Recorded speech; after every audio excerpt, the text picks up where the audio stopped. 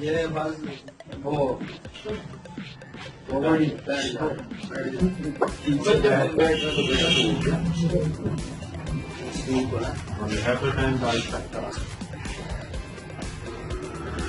ये नुकसान लगा यहाँ दोनों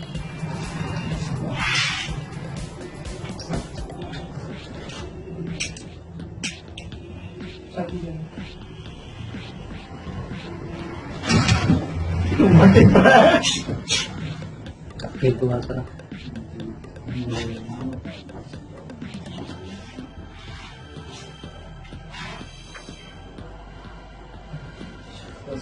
समझी नहीं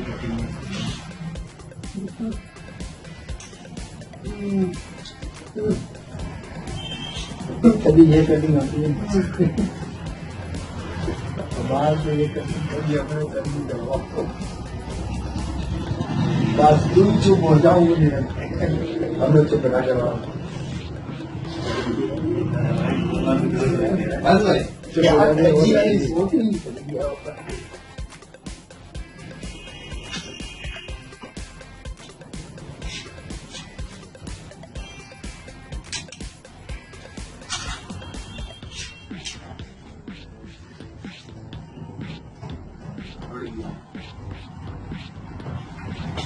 जी अपने बाल भी सही सुनिया जी करवा ली इससे